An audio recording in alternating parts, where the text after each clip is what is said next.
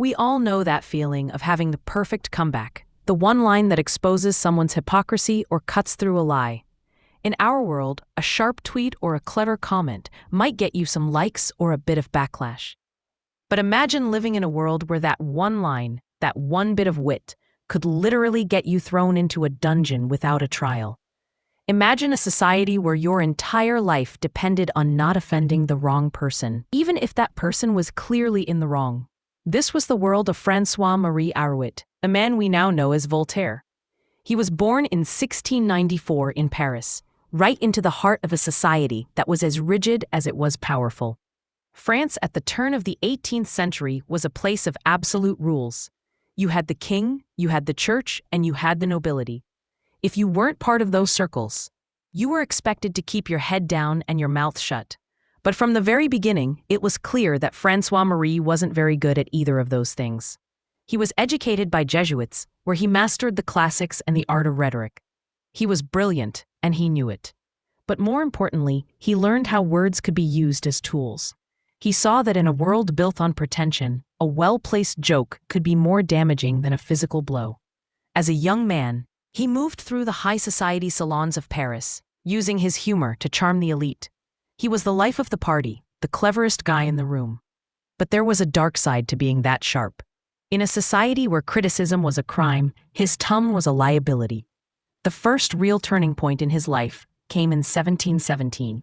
He was only 23 years old, full of himself and his own talent. He wrote some verses that mocked the French regent, basically accusing the leadership of being corrupt and incompetent.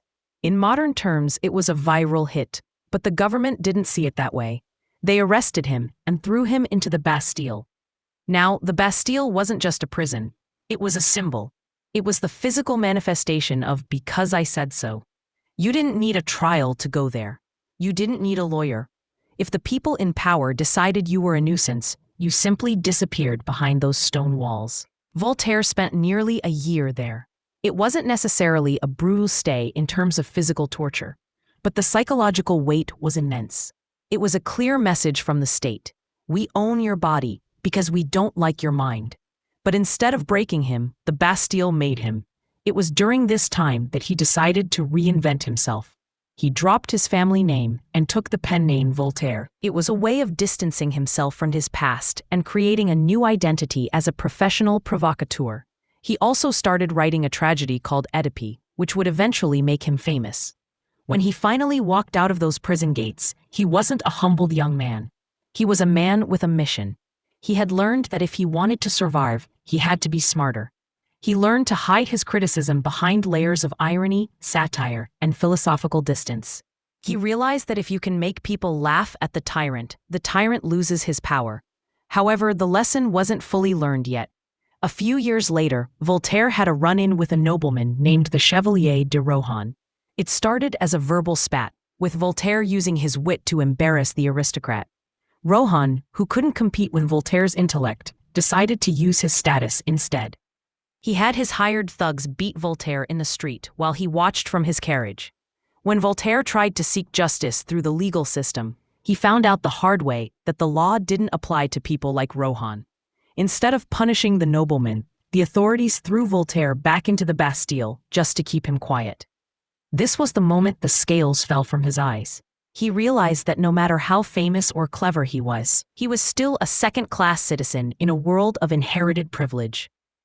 To avoid another long stay in prison, he accepted exile to England.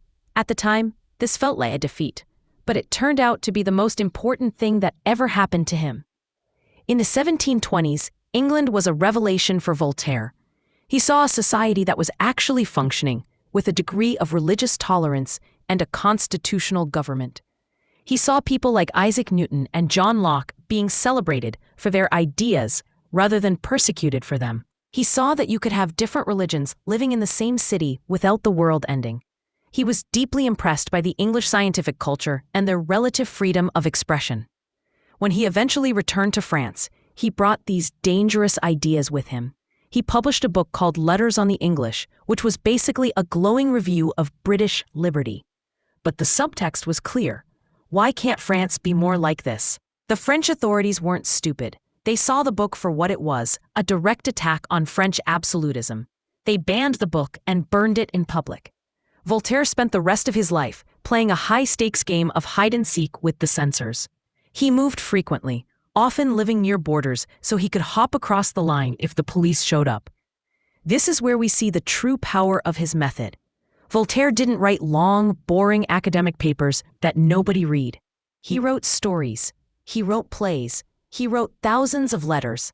He understood that to change the world, you have to reach the people, and to reach the people, you have to be engaging.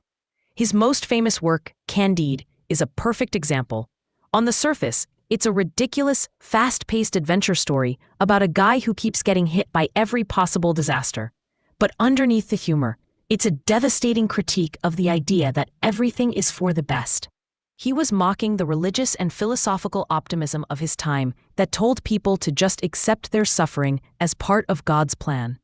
He was telling his readers that the world is often cruel and nonsensical, and the only way to deal with it is to stop making excuses for the people in power and start cultivating our own garden. It was a call to action disguised as a comedy. The book was banned, of course, but it was smuggled everywhere. It became a sensation because it spoke an emotional truth that people were feeling but weren't allowed to say. One of the most important things to understand about Voltaire is that he wasn't just a writer sitting in a ivory tower. He used his fame to actually fight for people. There was a famous case called the Calas affair, where a Protestant man was wrongfully accused of murdering his son and was tortured to death by the state. Voltaire was horrified. He spent years investigating the case, writing letters to influential people, and mobilizing public opinion. He eventually got the verdict overturned and the family's name cleared. He did this over and over again. He became a sort of one-man human rights organization. He had this famous slogan, "Crush the infamous thing." People often think he was talking about God or religion itself, but he wasn't. Voltaire was a deist. He believed in a rational creator. What he wanted to crush was fanaticism. He wanted to crush the idea that it's okay to hurt someone because they believe in a different version of the same book. He saw intolerance as the ultimate moral failure, and he used his satire to make that intolerance look as ridiculous as it actually was. By the time he was an old man, Voltaire was a living legend. He was wealthy, he was famous, and he was still incredibly dangerous to the status quo. When he finally returned to Paris late in his life, the crowds treated him like a rock star. The authorities were terrified of him, but they couldn't touch him because he had become a symbol of the Enlightenment itself. He died in 1778, having spent over 60 years fighting power with nothing but his wit and a pen. So why does his story matter to us today?